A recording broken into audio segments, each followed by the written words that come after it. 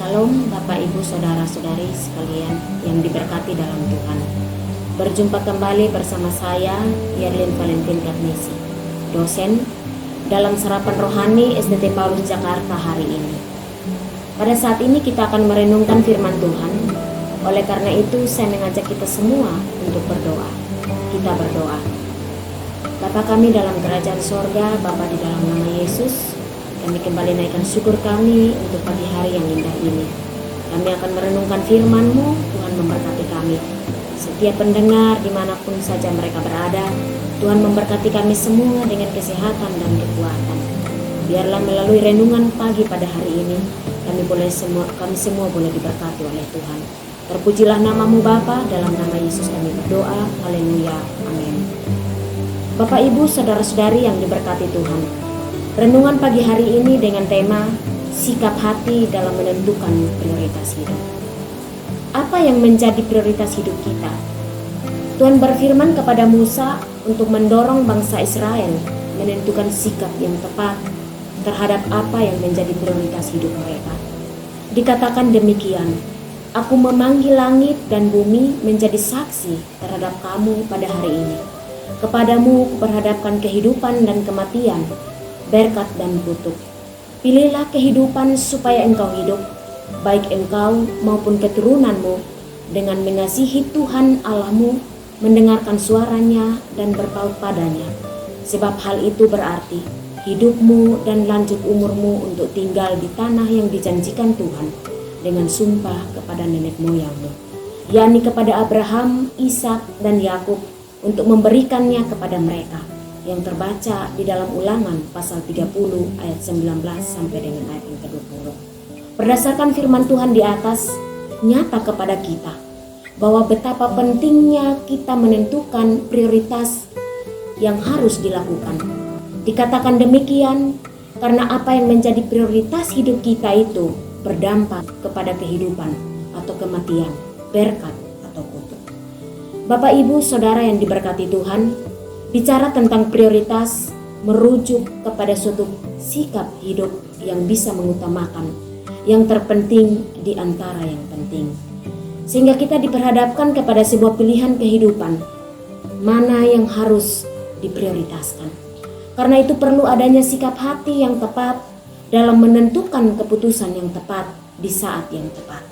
Tapi pada kesempatan ini firman Tuhan akan menuntun kita menemukan apa yang menjadi prioritas kita. Kebenaran yang pertama. Tuhan dan kebenarannya menjadi prioritas yang pertama. Mari kita buka dalam Matius 6 ayat 33.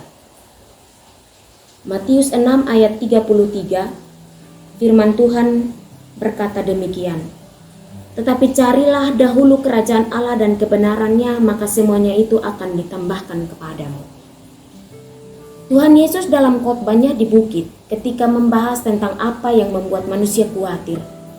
Di bagian akhir dari khotbahnya dalam Matius 6, Tuhan Yesus mengatakan demikian. Tetapi carilah dahulu kerajaan Allah dan kebenarannya, maka semuanya itu akan ditambahkan kepadamu. Matius 6 ayat 33. Tekanan yang ingin Tuhan Yesus berikan kepada kita ialah bahwa tetaplah setia, kerjakan bagian kita dengan setia, dan lihatlah Tuhan akan mengerjakan bagiannya dengan sempurna. Bapak Ibu Saudara yang diberkati Tuhan, dalam totalitas hidup kita, baiklah kita selalu mengutamakan Tuhan dan kebenarannya.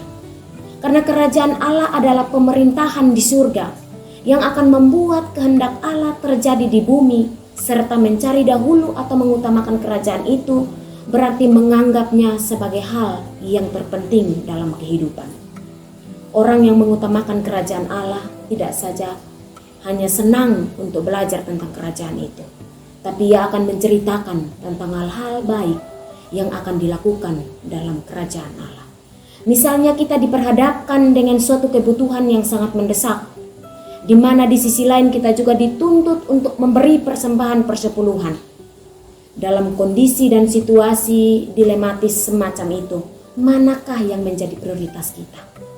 Respon atau tanggapan kita dalam situasi dan kondisi semacam itu ialah kebenaran Allah lah yang pertama harus dilakukan, yaitu memberi persembahan persepuluhan. Ini merupakan prioritas hidup kita. Bapak, Ibu, Saudara yang diberkati Tuhan, kata semuanya itu akan ditambahkan kepadamu merujuk kepada kebutuhan hidup kita secara komplit, yaitu sandang, pangan, dan papan. Kebutuhan primer dan kebutuhan sekunder. Semua kebutuhan tersebut akan ditambahkan kepada kita ketika kita memprioritaskan kebenaran firman Tuhan, yaitu memberi persembahan persepuluhan. Artinya kebutuhan yang lain pasti ditambahkan oleh Tuhan, bukan dikurangi. Hal ini bisa terjadi dalam kehidupan kita bila kita sudah melakukan hal yang pertama, yaitu carilah dahulu kerajaan Allah dan kebenarannya. Bagian yang kedua, keluarga yang berkenan kepada Tuhan. Keluarga juga harus menjadi prioritas kita.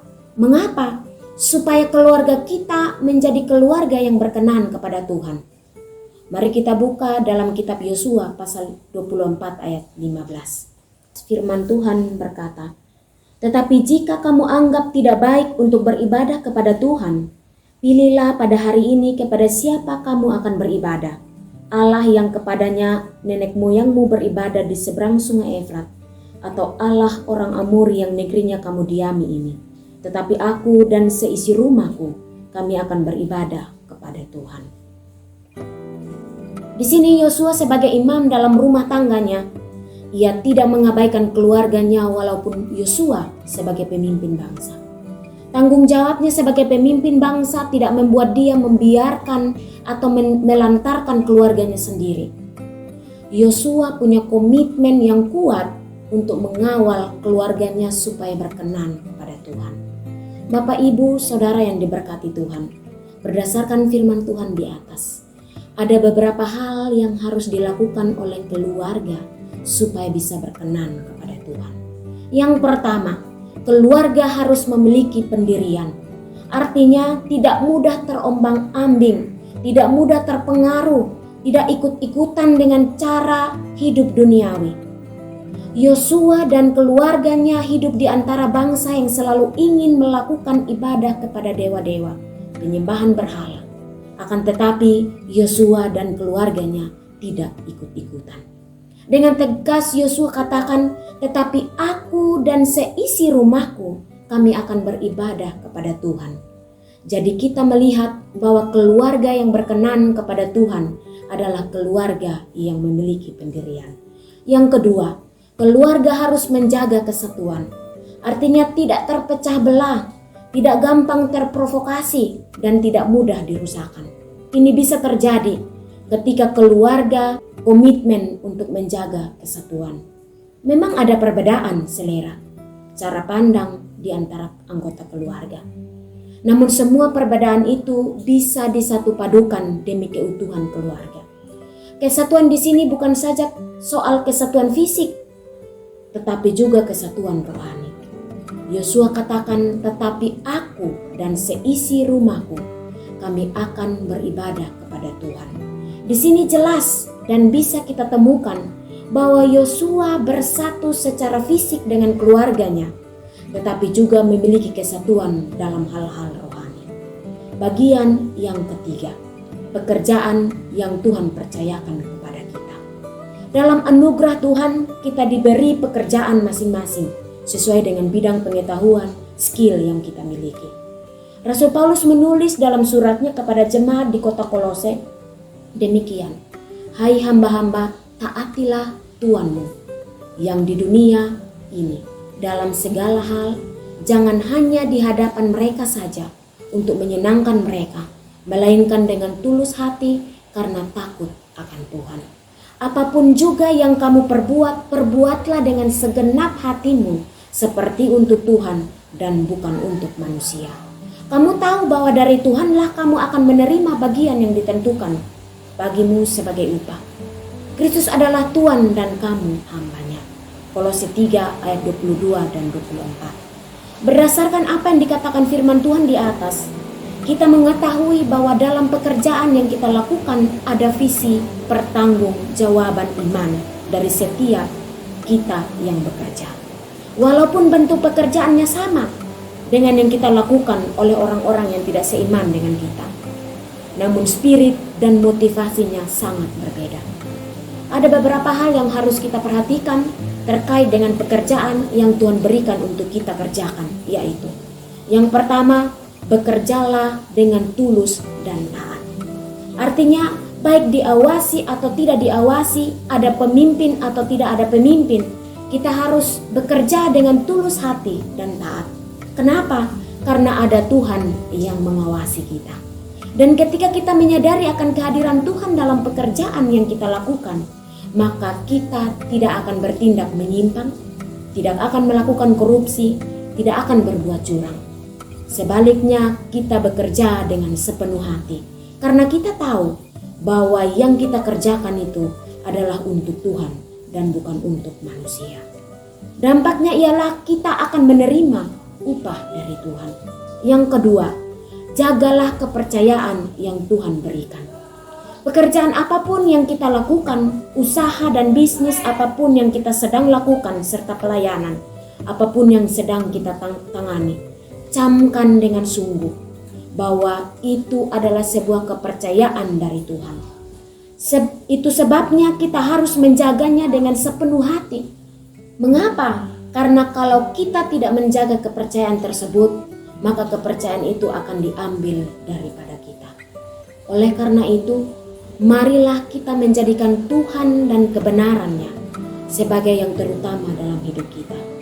Ada juga upaya menjadikan keluarga kita berkenan kepada Tuhan dan bekerjalah dengan visi pertanggungjawaban iman kepada Tuhan.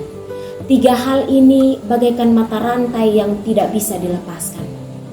3 hal ini jugalah yang menjadi prioritas terutama dalam hidup kita. Marilah dan milikilah sikap hati yang baik dalam menentukan prioritas kehidupan kita. Sebab apa yang kita pilih, apa yang kita tentukan, dan apa yang kita prioritaskan hari ini, itu yang akan menentukan jalan hidup kita. Firman Tuhan memberkati kita. Amin.